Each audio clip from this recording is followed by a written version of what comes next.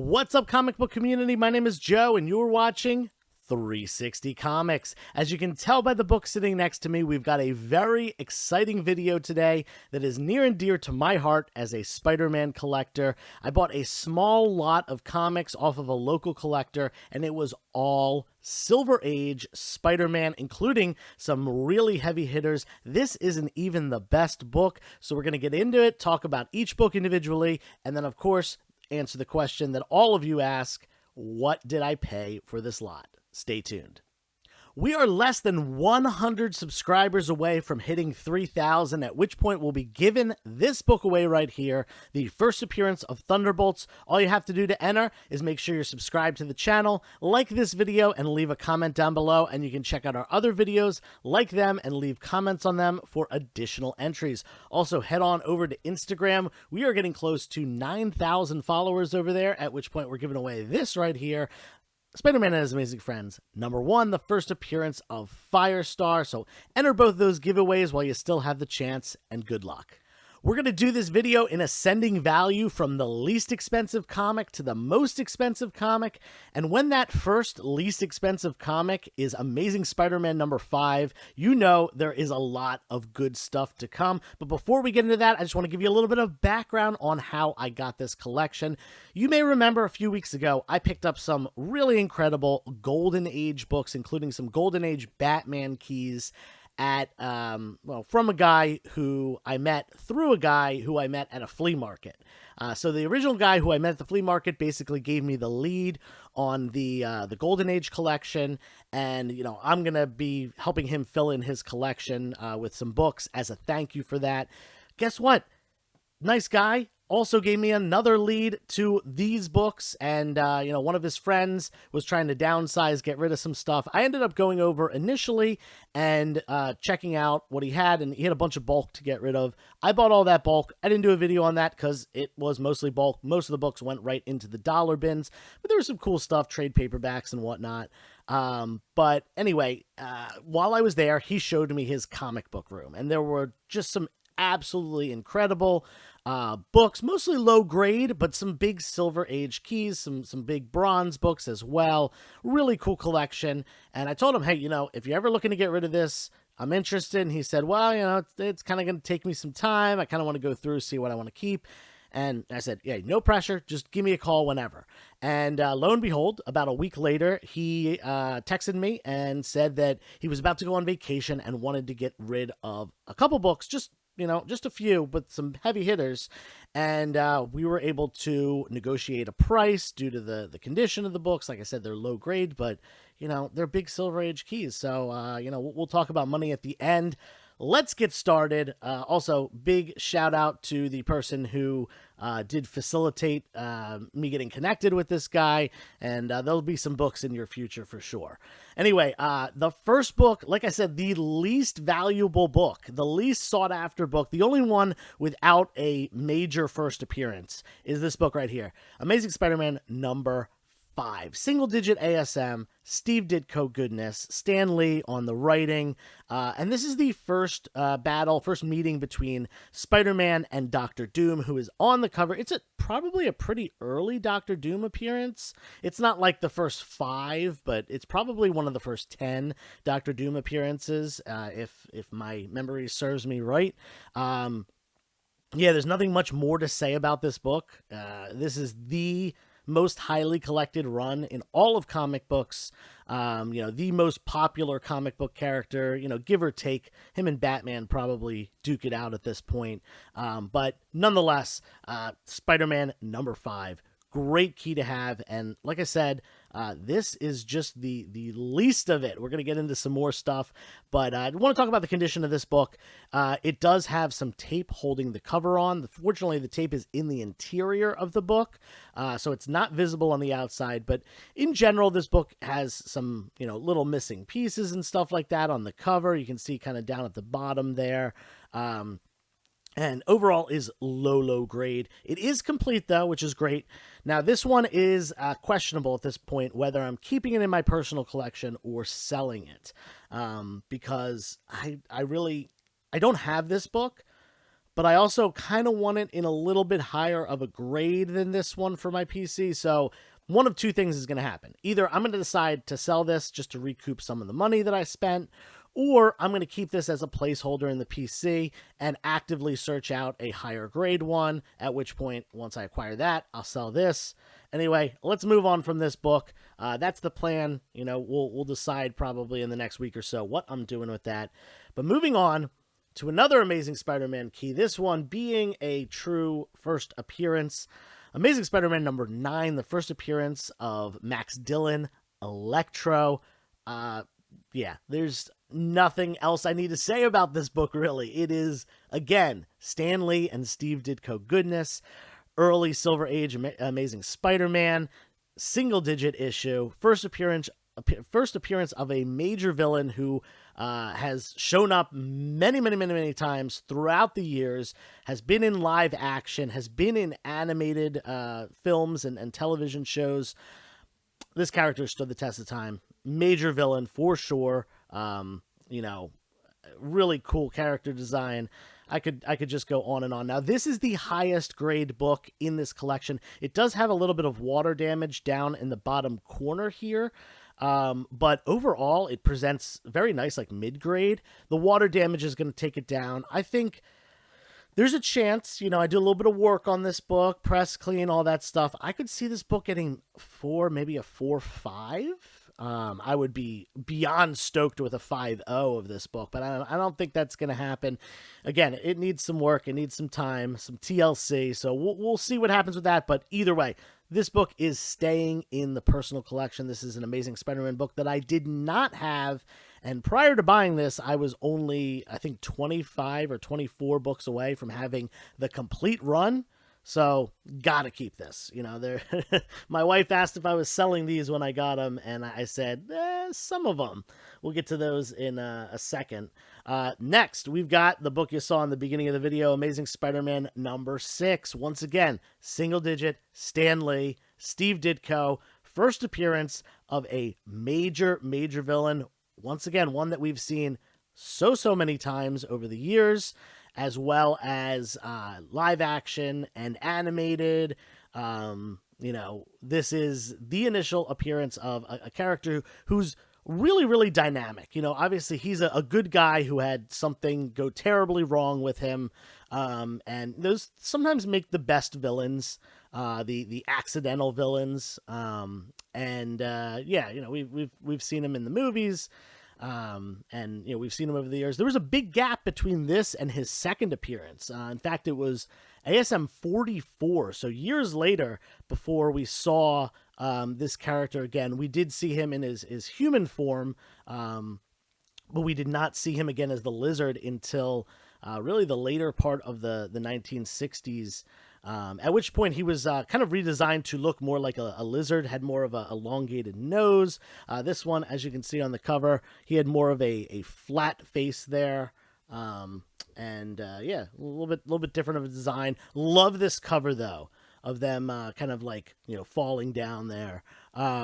Yeah, this is I'm just so stoked to have this book. Again, personal collection all day. Condition wise, this was kind of middle of the pack. I could see it getting like a 3 or a 3.5 with a little bit of work, but it might end up being a 2.5 because there are quite a bit of different types of damages to the spine. But once again, complete, intact.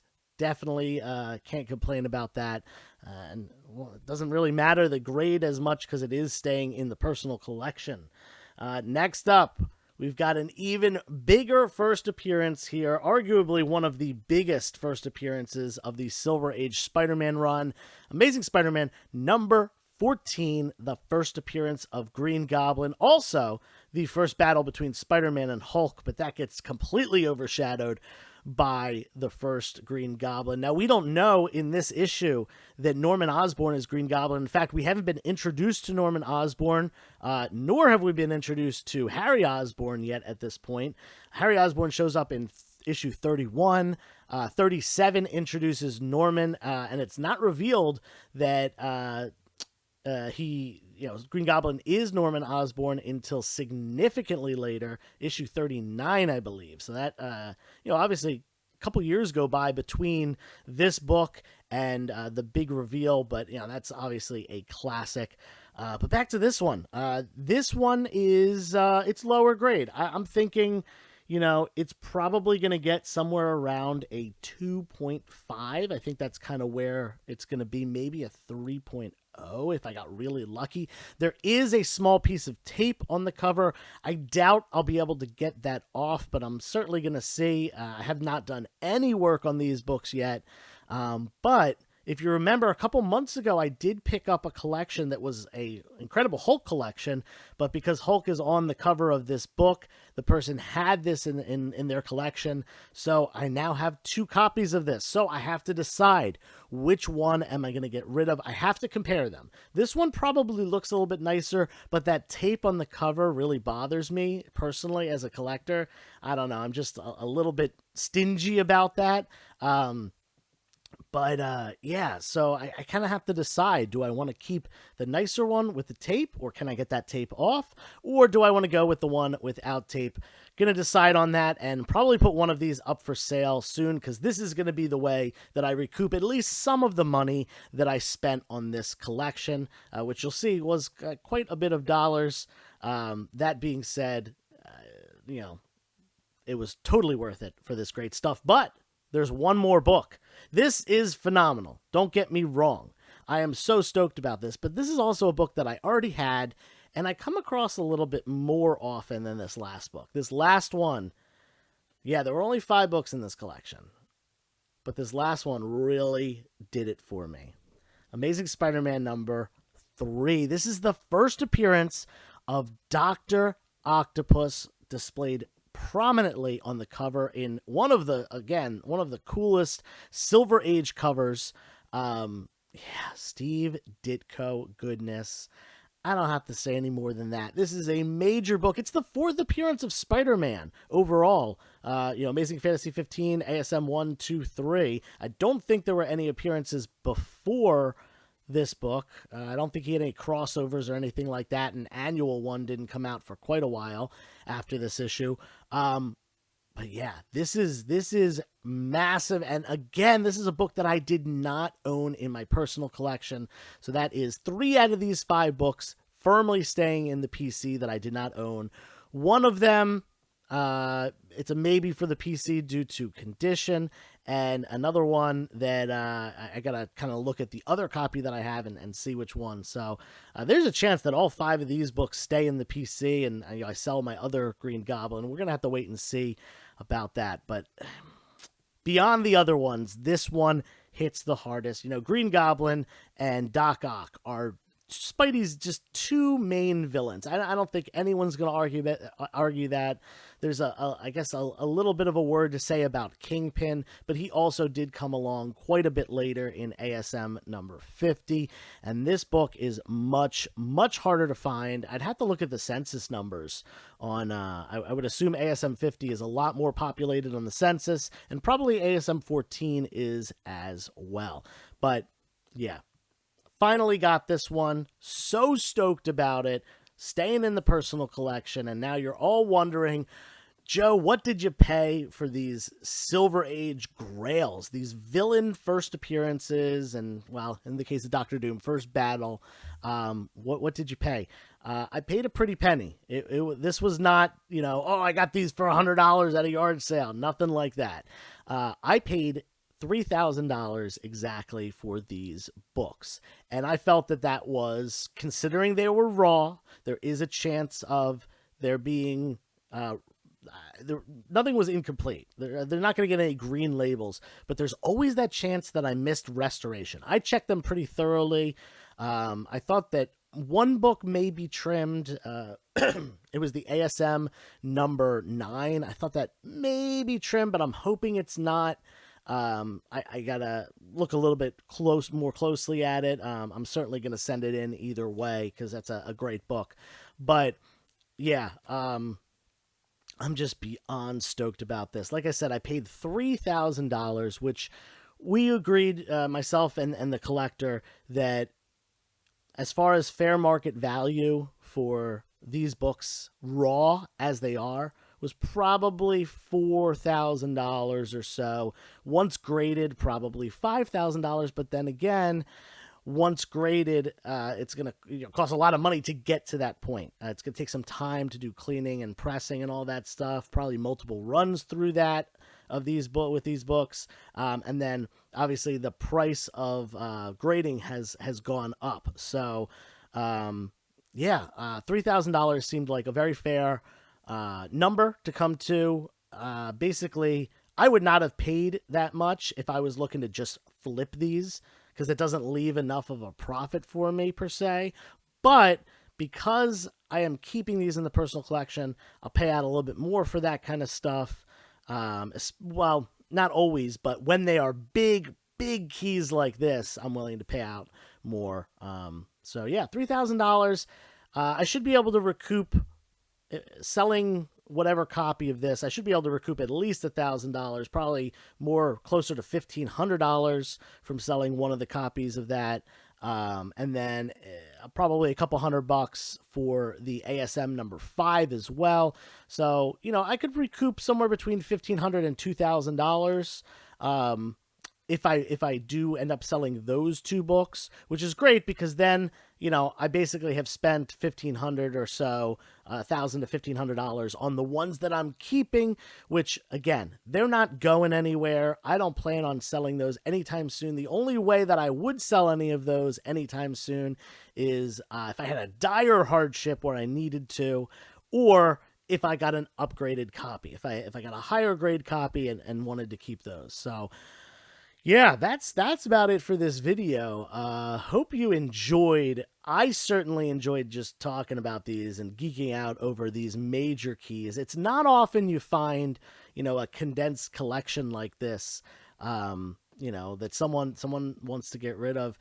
Basically, the seller said that he had some plans to go on vacation and stuff and wanted some extra money for that, and he was able to get that and have a good time with his wife on vacation. And he does have more books for me, so I am hoping that we can make a deal on those. Hopefully there'll be a subsequent video, but big shout out to him for making the deal with me, as well as the person who guided me in the direction of this collection. Thank you to both of you. It has been great working with you. Hope you enjoyed the video. Like I said, give it a thumbs up, leave a comment down below on the way out, go subscribe to Instagram, all that stuff. And until next time, turn the page, wash your hands.